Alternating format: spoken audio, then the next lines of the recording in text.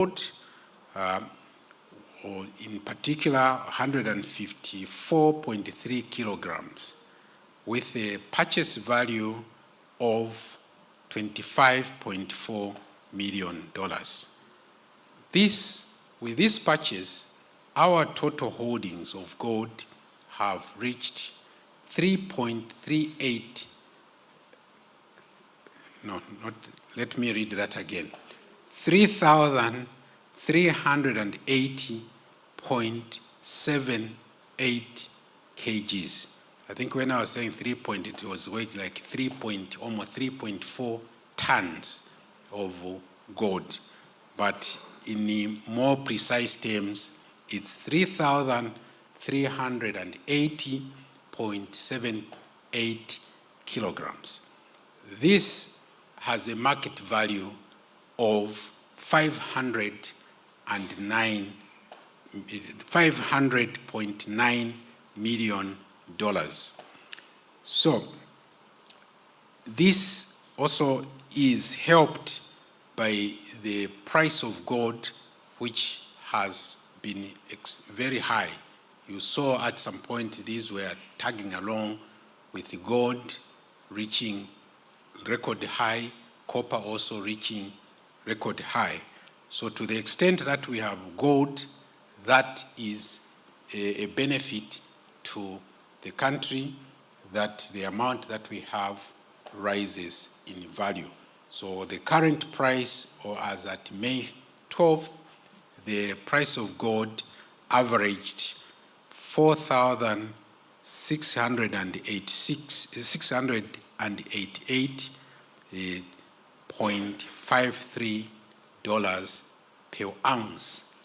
Per ounce, not per kg.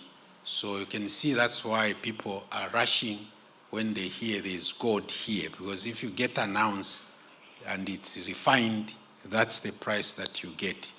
But we have to do it in an orderly fashion, otherwise you may not even realize that value. Then the current account, this is now measuring how we are faring vis-a-vis the external sector. The current account balance, which was in deficit, shifted to surplus. So for the quarter, it moved to a surplus of $0.4 billion from a deficit of $0.6 billion the previous quarter. Now, this number changes, so from time to time, because we do surveys every quarter, so don't be surprised if when we come back we say that this has moved even maybe higher, because so far the terms of trade are in our favor. By that we mean that when we look at the price of export commodities and the price of import commodities, here the proxy is looking at the price of copper vis-a-vis the price of crude oil. You find that even though the crude oil prices has gone up, the price of copper still dominates, which means that on a net basis, the terms of trade are positive. So we are hoping that that continues to be the case, in which case our external sector will be much, much healthy. The turnaround here was due to net exports and the lower payments for transportation services. Credit developments. Now we look at, was there credit in the market? Yes, there was credit, except that the growth had reduced quite markedly. Overall domestic credit grew to 7.5% in March from 14.4% in December.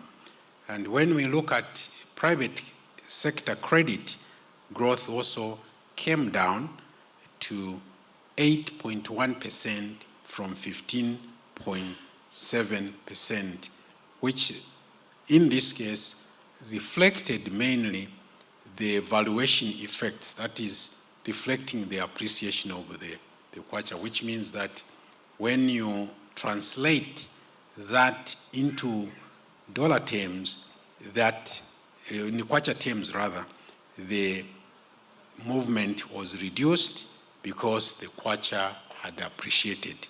But if we are to go to real terms, with the inflation coming down, it will reflect that it didn't reduce as much as is reflected in nominal terms.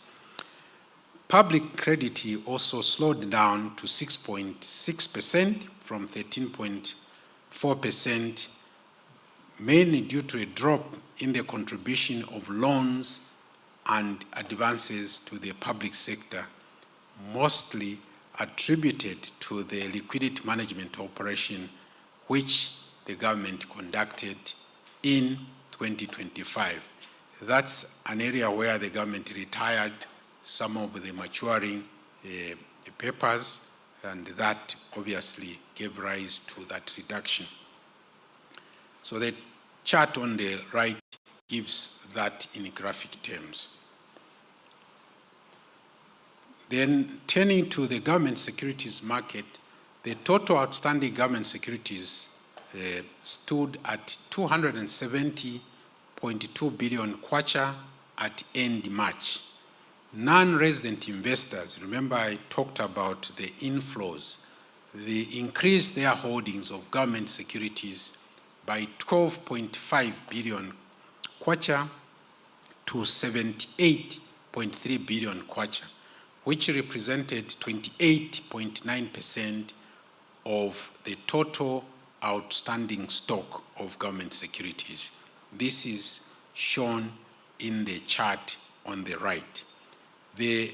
As I mentioned, the upward adjustment of the limit on participation of non-resident investors in the primary market to 23% from 5% in January boosted the demand by non-resident investors. It's also important to point out, though it's not in the chart here, the participation of non-residents was tilted in the longer dated instruments. What do we mean by that? The longer dated instruments, the longest we have is the 15-year bond. Then you have the 10, 5, 7, 3, and 2 being the shortest in the bonds category. So many of these, they come to play in the longer dated instruments.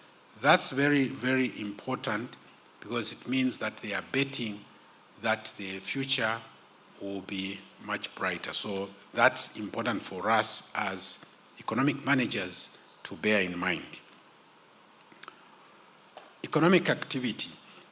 Private sector business conditions remained favorable in the first quarter of this year, as reflected in the Stanbic Bank Zambia Purchasing Managers Index, which averaged 50.3. Now, you see that dip in February, but it was more than compensated for in March. The thing is that a measure below the 50 line there shows that things are not as good. But if it is above, and that's why we color it green too, is that there's some good economic activity. So that's what that chart is showing. Additionally, we see that consistent with the Stanbic Bank Zambia PMI, businesses that participate in the bank's May 2026 quarterly survey of business opinions and expectations also reported improved business conditions year on year. This is shown in this spider chart on the right. Now, you might say, well, that chart is, take the continuous blue line. That's what it reflects what was for Q1. But in Q4 rather, of 2025, it was that red which is enveloping almost the entire blue line. But the key point to note here is that the dotted middle line there, more or less the second from the middle, is what shows you the average. So when you look at it from that way, you see that that continuous blue, which is for the Q1, is outside that chart. So from that perspective, it shows that there was a favorable activity in the economy. This was mainly based on improved electricity supply, the decline in inflation referred to area, the stability in the exchange rate also that I did refer to, which lowered the production costs. So when you have inflation coming down, you have the exchange rate also appreciating, it does bring down the foreign denominated costs of production.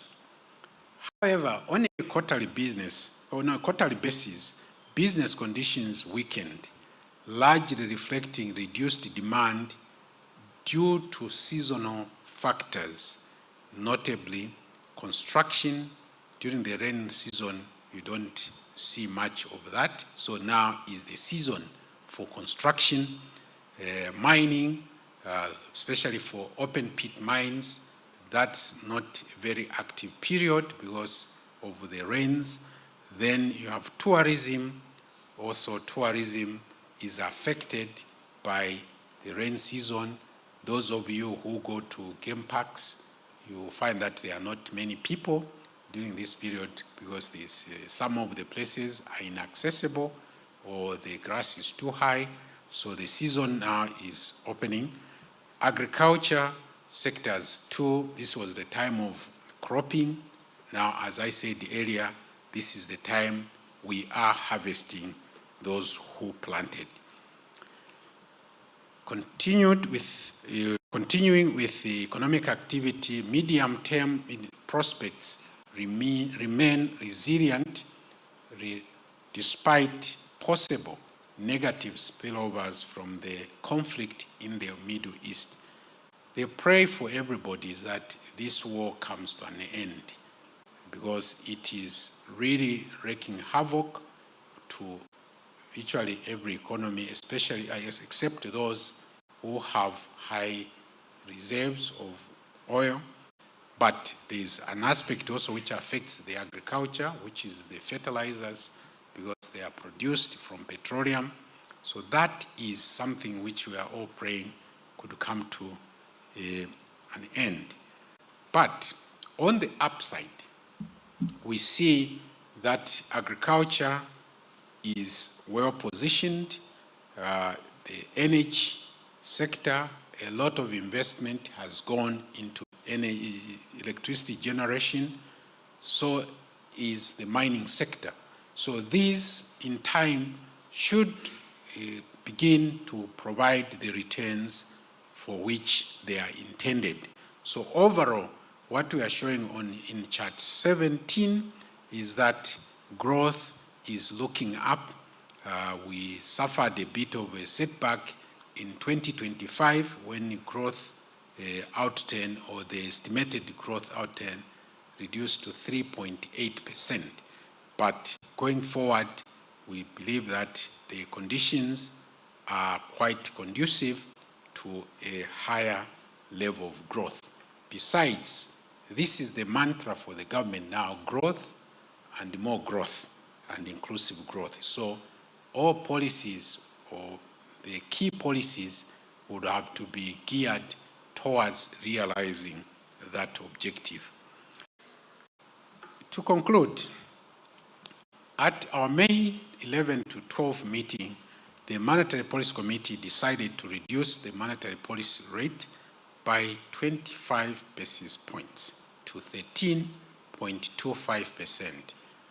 We arrived at this decision by taking into account a number of factors, but chief among them was one, the expected favorable maize harvest during the current crop marketing season.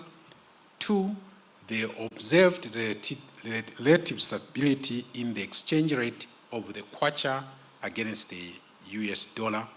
And thirdly, that the upside risks and uncertainty associated with the Middle East conflict warranted a cautious adjustment to the policy rate that maintains an appropriate stance of monetary policy. Thank you and God bless.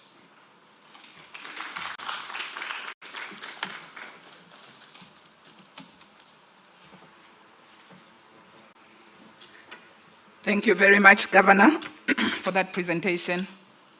So there you have it. The monetary policy rate has been reduced by 25 basis points to 13.25%.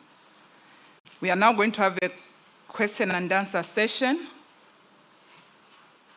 Please, let's be brief and to the point so that we allow as many questions as possible and we give chance to many of you. As always, please, when you ask, before you ask your question, state your name, the media institution that you represent, then you can proceed to ask. So those that have got a question, I will request that you walk to the banner. There's a duct tape marked box. I encourage you to stand within that box before you ask your question. Who will be the first taker?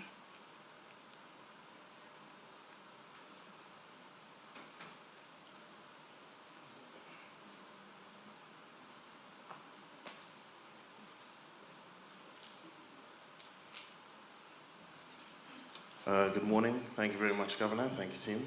My name is Munyumba Mutwale. I'm from the Business Telegraph, or the Market Brain. I'm looking at some of the data that also came out from the Financial Stability Report. We saw that this year we're expecting a much larger chunk of maturities, especially non-resident maturities, to start to come about. And also just looking at, obviously, the outlook of where we're going and a lot of the work that's being done in getting a lot more offset this. A lot of the maturities, is it just holding the line, or are we expecting any further push down? And in addition to this, we've also seen now a little bit of pressure that the recent risks have brought in. The government obviously needs a little bit more money, a supplementary budget. And I think it was mentioned about 7.5 billion. Will that also now have an impact on rates going forward, especially on the bond market? Are we seeing the maturities versus the government's demand for credit playing out on the market? Thank you.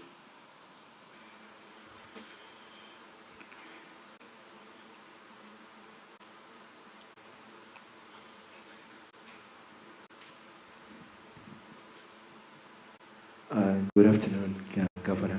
My name is Justin Perry from Zambian Business Times newspaper. So in your presentation, you mentioned that the kwacha appreciated by 14.8%, and that was largely driven by inflows from the mining sector. So my question is, considering that we've seen an increase in fuel prices, which affects all the sectors, including the mining sector, are we going to see the kwacha continuing on the appreciation, maybe further to 15 or 14 for the US dollars? Then my other question is, recently the government announced the supplementary budget estimates of 26.3 billion. And my question is that going to have any impact on some of the achievement that you've achieved so far as a central bank? Thank you. Anyone else before I invite the governor to respond?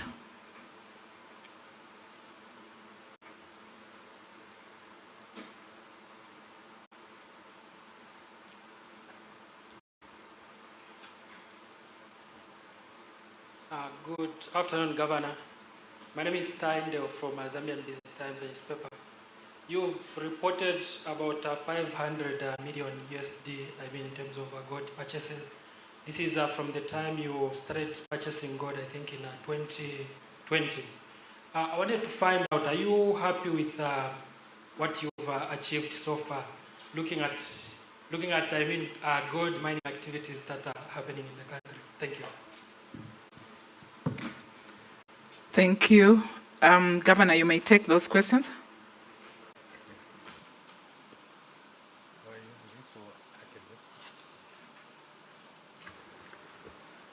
Thank you very much, Bess and the colleagues who have asked the questions. Munyumbwa, yes, the maturities are quite large that we see. I think this is something which we are factoring in by also raising the cap so that we get more of new money to roll over. So this was one of our key concerns when we had that cap of 5%, because it created a challenge for rollover. So in the auctions that took place soon after the raising of that, did help to raise some money, but obviously the government needs are always quite larger than what you raise. So there has to be some split between what you use on current and what can be used for that. So it was in preparation for that. But I'll ask DJO here to shed more light also on the same. But it's a trade-off which we see here. We can't guarantee that prices will always come down, but what is clear from what has been happening is that the direction of change has been downward. Why? It's not so much in just the coming into our market of foreign players, but also the way we are managing our own affairs. When there is fiscal government, because then you become more discerning on what you take. Cost becomes quite an important consideration. So these are some of the finer points where you have to manage your resources, your demand according to the resources you have had. And that's what has been happening in a number of areas when the government does not fund certain things. It's because they don't have that money. So it is a very taxing matter, but that's what it is, that you have to allocate resources into areas that you deem to be critically important. There are some areas which are obviously ring-fenced or protected, but other areas you kind of exercise judgment whether it can be met now or it can be met later. But all this is taken into account as we are making all these projections to see that things are moving in an orderly way.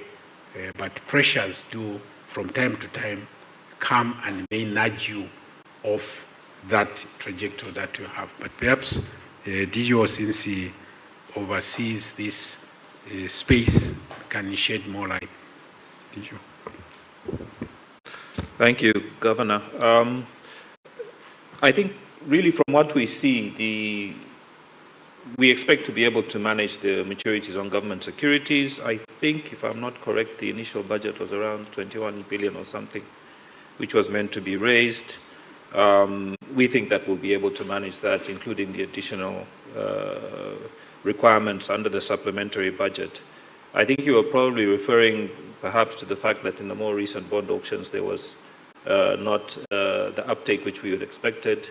I think we need to keep the perspective that in the second quarter the government has also introduced changes in the government bond framework, the introduction of benchmark bonds, the reduction of the number of auctions on government bonds from 3 to 2 in the quarter, and then changing the sizes of the auctions. We expect it will probably take a bit of time for the markets to adjust to what we're trying to do, the benchmark bonds and so on, and our team keep varying to do. So on that, I think that's what I would say, Governor. this is a very difficult question to answer for a central bank. Why? Because we don't forecast the exchange rate. You see, we went to great length to share with you the underlying factors to the movement in the exchange rate that you see. So I think the question should be, will those underlying factors continue to be what they are, or they'll even improve? That's what will give rise to a stable exchange rate. If you just focused on the exchange rate on its own, you always get it wrong, because it is also affected not just by the supply and demand, it's also affected by, people may say, a mood, which is what we refer to as sentiments. If people just decide, they don't want to come here no matter what you do, they vote with their feet. By that, it means that they divest and move on. So our job is to try as much as possible to maintain conducive environment. These issues of managing inflation to lower level to within our target is an important indicator.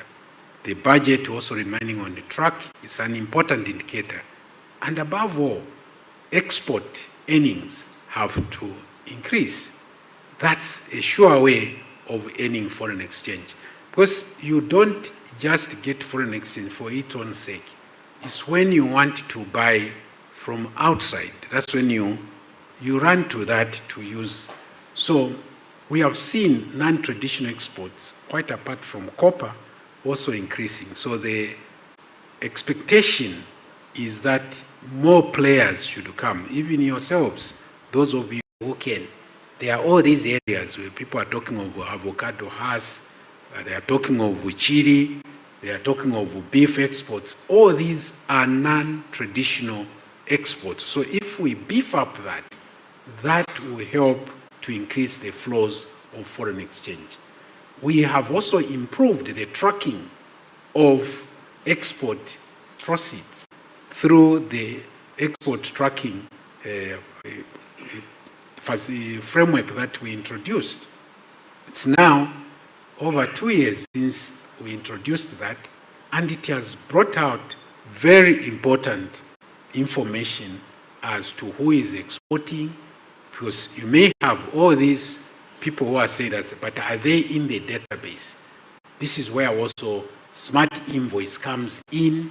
So all these are mechanisms to try and rake in as much as we are due. Because in the past, what used to happen is that someone says they are exporting something, they earn it, and so on. Until we start hearing stories, people will tell you, no, me, I imported from Zambia, I imported so much, but here the export figure is low. So this is one of the things that we are constantly improving upon. And this year, we are also going to roll out the import tracking framework. Right now, it has been export, and we started on the services, but we want to have an all-round so that we can take account of what is happening in our economy. You may have maybe 1,000 of players in the mining sector, but how many of those actually step forward to pay their dues?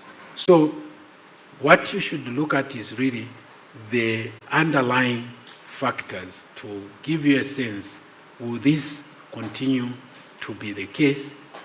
That will what will give you. But if you focus on the rate itself, it won't tell you much. And I don't think it's our target. It has never been to target an exchange rate that, now we must move, it must be 14. It's because an exchange rate is a double-edged sword. You see, you as a consumer, you may be happy that you are getting the dollar at 14 kwacha, which you said. But remember, there's an exporter there who earned that dollar who has also obligations. So if that reduces, would you think would they want to produce more? They may not be able to do and compete. Then there is also the aspect of other players outside the country who may take advantage of that and start bringing cheaper imports. And then you close shop to the domestic companies. Remember too, there is this increasing the local content. That's very important policy that the government has pronounced, because you can also conserve foreign exchange by producing what you were previously importing. That's the import substitution arrangement that is talked about. So there are all these things that go into this matter, rather than just looking at where it sits together. If the US policy is tightened, even if we are doing what we are doing here, then it means that people who are looking at us, it says, well, you are offering, which was the question, as the yields are high, you think that 14% is high, when they think, is no, this is not as good an economy as the US economy. Remember, we are comparing, and it's not even the orange with the apples. We are talking of an economy which has over $17 trillion as GDP. Just look at even the budget for the military now they are putting forward, 1.5 trillion. Imagine if that came here, what it would do. But our GDP is just about $40 billion. So these are some of the things that we look at, but look at the underlying. We be an exporter, then we can assure ourselves sufficient supply of foreign exchange. And you won't even worry about that anymore. I hope that answers your question. Then the supplementary budget, won't it have adverse impact? You know, change, my dear, life it moves. You know, you can't hold the progress because you want to preserve what you have achieved. That's not a good way of looking at life. This is done in the context of addressing certain challenges that have arisen. Because if they are not addressed, those two will have an adverse effect on what you thought you would benefit. So it's a balancing act. It's what we call trade-offs that have to be done. But this was taken into account, like Dijo was saying, all this is taken into account when we are making these projections. We shock the models that we use to see if this was, where would it be? So those projections that we do, they are not done lightly. We take all these things and then we say, okay, what are the risks to this? If you exceed that, then that's what becomes a problem. You see, a deficit, supplementary budget on its own is not a problem. But if you are going to spend that money in things that you didn't plan, things which do not add value, that's where the problem comes. Even at a personal level, if you get money and because you have had a salary raise, you know, then you go on a binge buying things you don't need, you find that even though you had a lot of money, your quality of life does not change for your family. So these are some of the things that we have to balance. So the supplementary budget is in the context of addressing the overall economic system for the country. Then the gold purchases. Now, if you say, are you happy what you have achieved? Yes, we are happy. But would we have liked to get more? Yes, of course. But we have to be realistic that there are constraints within which this operates. So far, it's not because we didn't want to buy, it's because we cannot find that we want to buy. So it's that relationship that we have to manage, stand there. So we are happy where we are, 3.3 tons, almost 0.4 tons. I think you have heard our neighbors also there. Yesterday they were showing what they have achieved, 4 point something. So we are not far behind, but obviously that's not the idea. The idea is for our own economy to get as much, because this gold is coming from Zambia. So we want to get more of that so that we also benefit as a country from that natural endowment that God gave us. So I hope that answers your question. Thank you. Thank you very much, Governor. So we are going to take the last two, and the two will come from our online audience. I note that there's no one with an appetite here. Munyumba. No, let me ask this first. So, Governor, we have a question from Mufingwa Ngambi. On the business conditions and growth, what measures is the bank taking to support private sector credit growth while maintaining price stability? Longo Simumba is asking, is the current method of measuring inflation reflective of today's data? And are its weights reflective of these two? We still use a base year of 2010. Is there a consideration to have this updated? Munyumba, if your question is brief. Brief. Fine.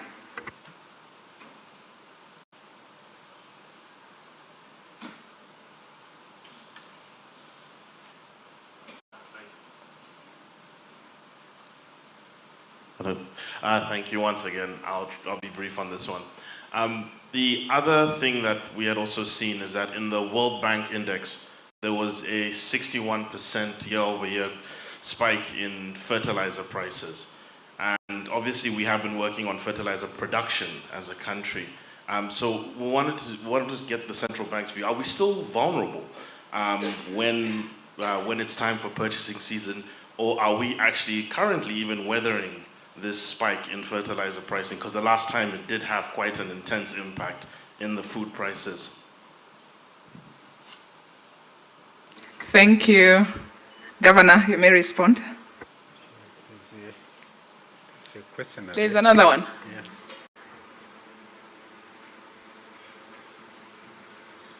Yeah. Good morning, everyone, and good morning, Governor, and the rest of the panel. I would like to find out from... Please give us your name, where you're coming from. Sorry, my name is Titiwe Mwemba, and I'm from Live Radio.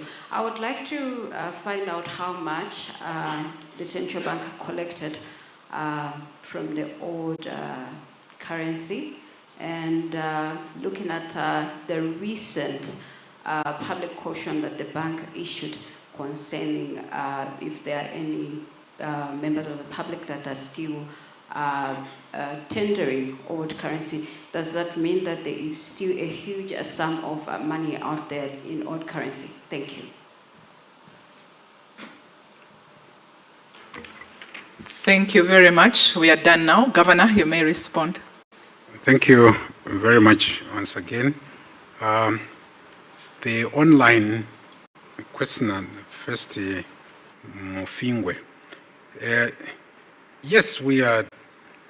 You see, one of the key things to remember about the role of the central bank, our primary objective or mandate is price and financial system stability.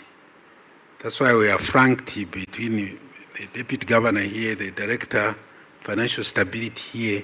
He looks at the director research here on monetary policy. The two must talk to each other.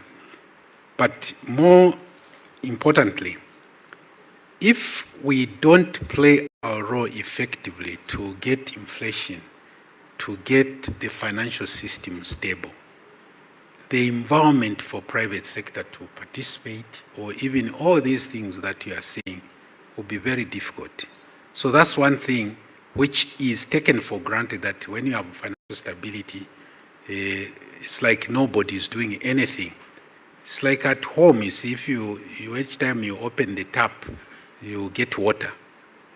Then one day you come, you try to open the tap, nothing comes out. You panic, isn't it? You say, what is going on? Suddenly you want to become a plumber to try and fix that. It's maybe too late for something. So this is the same thing that we are doing here. While we are actively working, sometimes also I wonder whether we even ask ourselves, for example, we want to go on vacation. You are happy you go to a resort or a restaurant. You don't think that those people there who work there, also, they are just like you. They also want to go on vacation and all that, you know. You even complain now, what is going on here?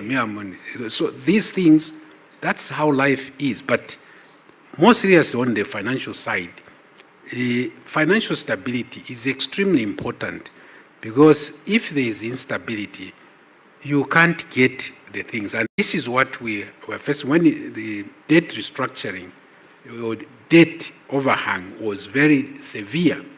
Things could not move. The cost of doing business was extremely high. You may say it's still high, but it's coming down. It may not come down to the point that you want it to be, because it's a process. That's one. Two, as an institution, we look at different shocks. So when we had the shock, for example, with the COVID-19, we introduced a special facility of 10 billion kwacha. That sustained livelihoods, that sustained businesses. It's not trivial, it's something which we saw with our own eyes. So that's support that is more direct.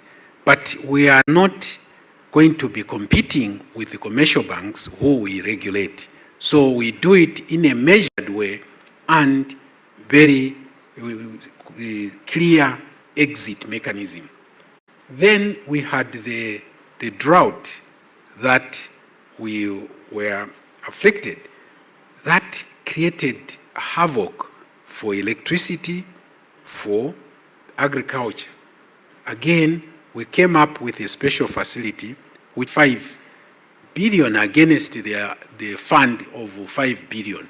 So there we have to obviously select very carefully those who get the facility. But we do it through financial institutions. So that's another very direct support that the bank has done. Third, we are now doing the SPGI. I think maybe DGO can speak to that. Then we are working also on the housing finance facility. We have some 10 billion which we have put aside. We are working up mechanisms on doing this. So this is something which we are going to roll out. Because when you walk around, even just here in Lusaka, many of the buildings that you see here, how many people really got mortgage for those? Most likely people, they recognize their own money. I don't know if I was to pour here among those of you who have housing, where did you get a bank loan? Or maybe it was your employer who provided that facility. When colleagues from outside countries where mortgage works well, they get actually very shocked. That you mean you bought this cash? Even the vehicles that you drive, you have bought that vehicle. In other places, it's on loan, you know. So these are some of the areas we are working on. We have introduced other facilities, not by way of giving money, but facilitating how business can operate. One of which is collateral. We relaxed the collateral requirements, and we have also collateral registry, where you are supposed to register your collateral so that you cannot lose out in an event that the borrower does something. Which reminds me, we have seen actually some, especially from the public sector, people who are trying to jump this scrutiny by going to different players, presenting the same information that no, I'm still worth something to think, because they know that this won't catch, and get money, which in fact is by false pretenses, when they don't have the capacity to repay. These things add up to the cost of doing business, because once the business catches up that this is what is going on, then they tighten the rules, they even may be raising the cost of doing this. So there are many things we are doing, but just these are some of the things, but maybe Dijo can add along with the issue on SPGI.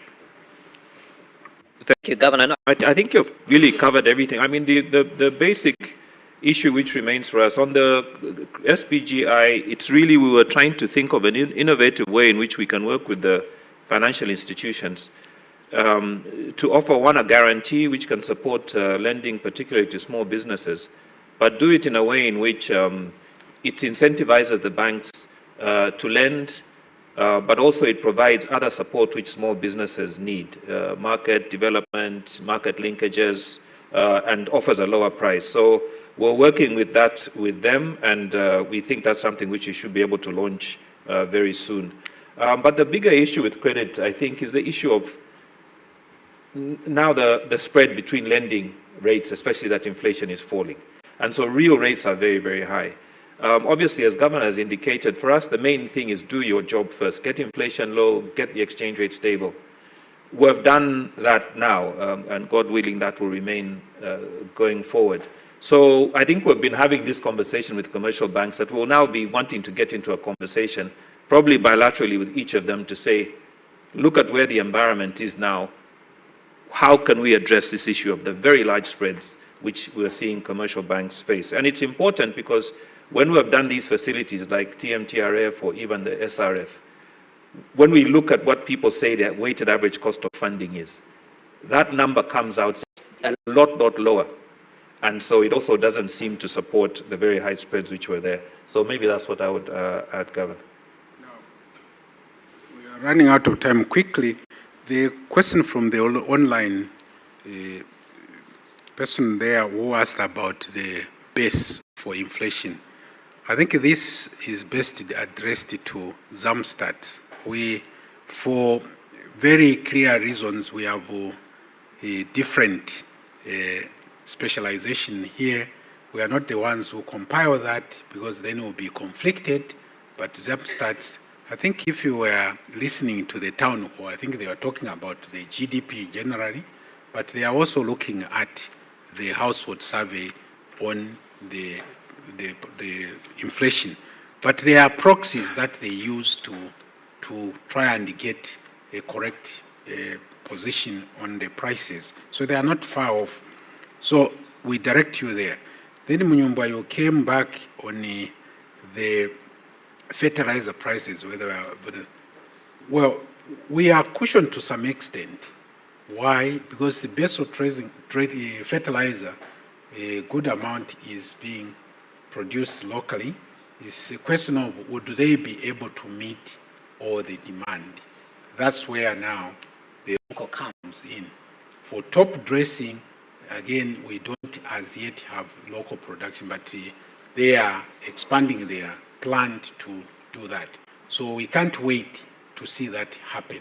So we may be affected in that respect, that we have to import this. So if it were possible to import now when they extend it, but now it's not just an issue of the cost, but it's also logistics, where if they can't move, it's a different matter. So this is why we are praying that the war must come to an end, because it has these very, very severe implications.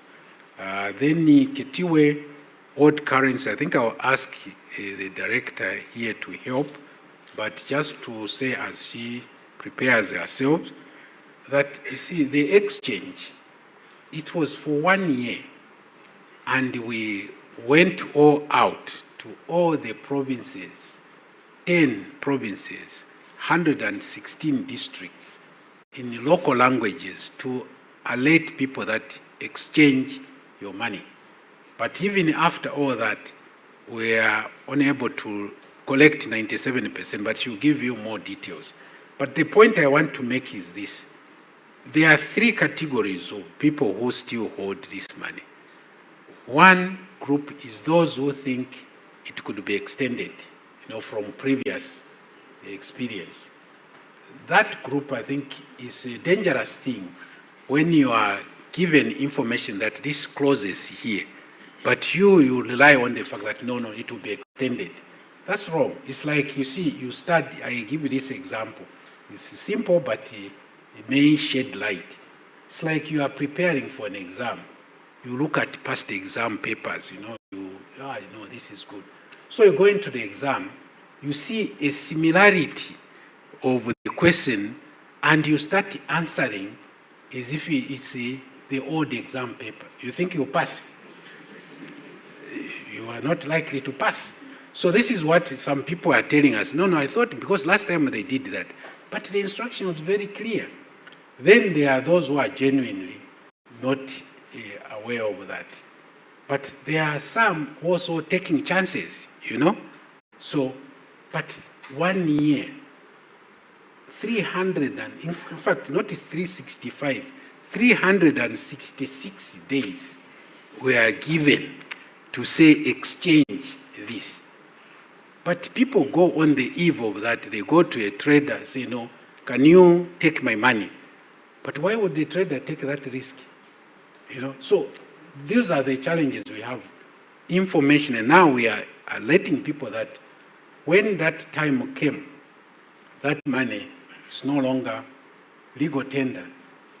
In fact, don't try to present it if you have, because that could become an offense. Now you are trying to obtain goods by, that's a theft now, because that's no longer legal tender. So there are all these things, but we continue to engage people to alert to them. So we hope that this also is a lesson for those who think that the thing would be extended, because that's what has been happening. So, Angela. Thank you, Governor. You've ably answered the question, because 97% is actually excellent performance. So there's only 3% unwithdrawn banknotes, old banknotes, and these have since been demonetized, so they cannot not even be used in transactions. That's why, as a central bank, we're aware that there could be some unscrupulous individuals who may try to use the same demonetized banknotes for transactions. So the purpose is really to want the public to be aware of such unscrupulous individuals so that you're not defrauded. Thank you. Thank you very much, Governor, for those responses. In the interest of time, we have to bring this briefing to a close. Allow me to thank each one of you for taking time to join us. To the production team, Fortress Media, ZNBC, Diamond TV, thank you very much. A special gratitude to Mwebantu Media for the feed that you have given us. I will request that we stand for the national anthem, even as we bring the briefing to a close.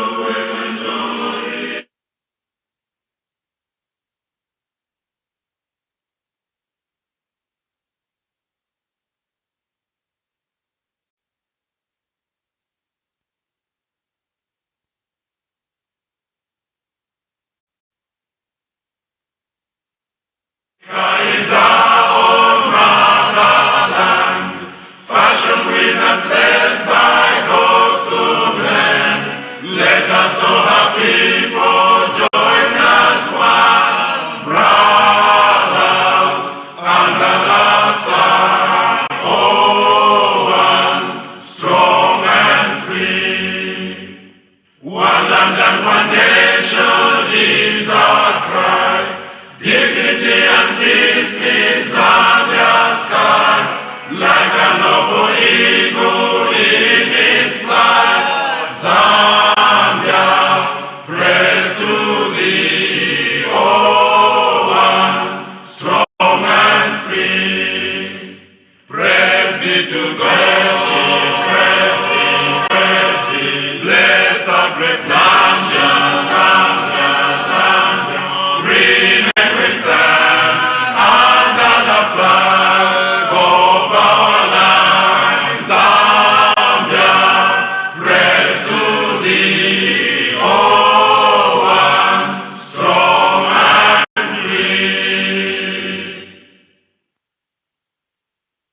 remain standing and allow the governor and his entourage and members of the Monitory Policy Committee to leave the auditorium.